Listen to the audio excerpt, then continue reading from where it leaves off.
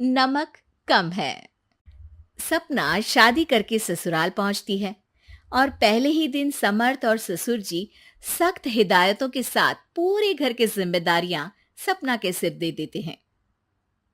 और करो शादी, एक दिन का भी आराम नहीं, आते ही कामों की लिस्ट थमा दी। और इसी तरह साल बीत जाता है और सपना सुनते सुनाते धीरे धीरे घर में एडजस्ट कर लेती है। एक दोपहर सपना सास के कमरे में उन्हें खाना देकर रसोई में वापस ही आती है कि तभी सास की आवाज आती है। सपना, ओ सपना, कहाँ है? जरा नमक तो लाना। सपना नमक लेकर सास के कमरे में पहुंचती है। अरे तुम्हें पहले भी बोला है कि एक डिब्बे में थोड़ा नमक डालकर मेरे खाने के साथ ही दे दिया करो। देखो, इस तरह बार बार तुम्हें आवाज लगाना भी तो अच्छा नहीं लगता ना।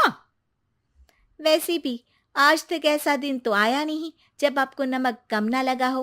फिक्र नॉट, मुझे तो आदत हो गई है।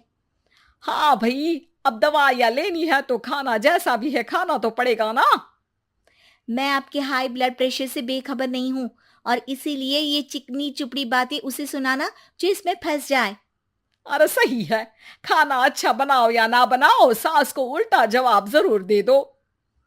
सास की टेढ़ी बातें सुनकर सपना आगे बिना कुछ बोले वहां से चली जाती है। दिन बीतते हैं और सास बहू का रूटीन वैसा ही रहता है, जिसमें अब सास अड़ोस पड़ोस और अपनी सहेलियों के सामने भी खाने का जिक्र करने लगती है। बस क्या बताऊं बिमला, बहू अच्छी है पर खाने में नमक सही डालना आज तक नहीं सीखी। अरे क्या बात कर रही हो? फिर तो तुम्हारा 2 वक्त की रोटी खाना भी मुश्किल हो जाता होगा। तभी सास सपना को वहां आते हुए देख लेती है। हाँ हाँ, लेकिन कभी समझाओ तो झट समझ भी तो जाती है।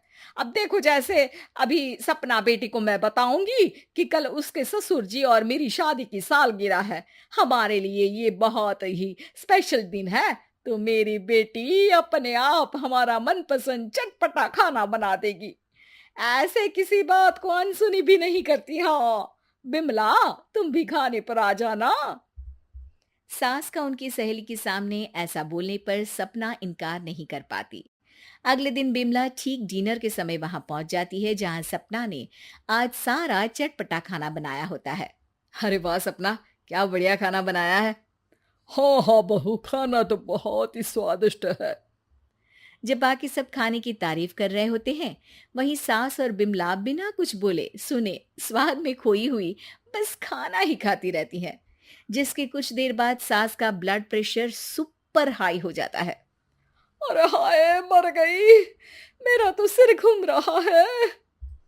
आपसे किसने कहा था ऐसे खाने के लिए जैसे जन्मों से कुछ मिला ही ना हो?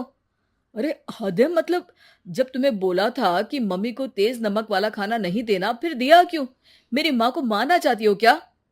अरे बहू, तुम्हें एक जिम्मेदारी दी थी, उसमें भी इतनी लापरवाही। ऐसा माहौल देख बिमला तुरंत वहां से चली जाती है। साथ ही समर्थ और ससुर जी सास को लेकर कमरे में चले जाते हैं। ये सही है, सहेली के सामने बोली हुई बात भी मनवा ली और तबीयत खराब करके मुझे डांट पड़वा कर ऐसे चुप हो गई जैसे मुंह में जुबान ही ना हो। इसके बाद सास की तबीयत तो ठीक हो जाती है, लेकिन अब सपना पहले से भी ज्यादा सतर्क रहने लगती है, जिसमें खाना पहले की ही तरह नमक की कमी के साथ बनता रहता है, जिससे सास भी सच पता होने पर सपना को ताने दिए बिना रह नहीं पाती। अरे बहू, वैसे तो खाना सही बना है, लेकिन सब्जी में नमक कम होने की वजह से रोटी खाने में स्वाद ही नहीं आ रहा। अगली बार जरा ध्यान रखना। आपके नमक का ध्यान रखते रखते ऐसा लगता है किसी दिन मुझ में ही नमक की कमी ना हो जाए। तो फिर सही नमक डाल दिया करना।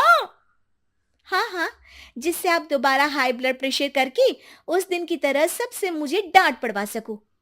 अरे जो भी कहो, उस दिन खाना बड़ा स्वादिष्ट बना था। इसी तरह एक बार फिर दोनों के बीच नोकझोंक शुरू हो जाती है, जिसके चलते समर्थ वहां आ जाता है। सपना, तुम हमेशा माँ से लड़ती क्यों रहती हो? अरे, मैंने क्या बोला?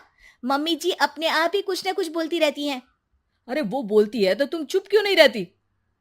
अब समर्थ सपना पर गुस्सा करने लगता है, जिसे देख सास बीच में बोलती है। ये घर में हम दोनों के बीच की बात है, तू इसमें पढ़कर बहू पर गुस्सा क्यों कर रहा है? इस पर समर्थ वहां से चला जाता है। क्या बात है, आज तो आपने मेरी तरफदारी कर ली, वो कैसे? अरे फीका खाना खिलाती है, इसका मतलब ये नहीं कि बहू से दुश्मन बन गई है, और उसके लिए भी सिर्फ मैं ही बोल सकती हूँ और कोई नहीं।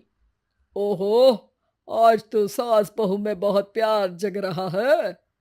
अरे तो फिर आपके पेट में दर्द क्यों हो रहा है? तुम कुछ ज्यादा ही उल्टे जवाब नहीं दे रही, कभी समर्थ कभी मैं। अरे तो फिर सुन क्यों रहे हो, यहां खड़े रहकर जाओ ना। ससुर जी वहां से चले जाते हैं, जिस पर सास का अपने लिए ऐसा व्यवहार देख सपना उनसे कहती है, वैसे तो आप इरिटेटिंग हो, अपनी गलती मानती नहीं, इमोशनल ब्लैकमेल भी बहुत अच्छे से कर लेती हो, पर जैसी भी हो, मेरी सासू माँ हो, मैं कभी आपकी सेहत के साथ कोई खिलवाड़ नहीं कर सकती, इसीलिए कुछ भी बोलो कुछ भी करो, आपको नमक तो हमेशा मांगना ही पड़ेगा। सपना की बात सुनकर सास मुस्कुराते हुए चुप होकर वहां से अपने कमरे में चली जाती है। अरे जो भी हो, बहू मुझे लाखों में एक मिली है। सास ऐसा बोलती ही है कि तभी बाकी सब भी कमरे में आ जाते हैं। अरे हमें तो पहले से ही पता है।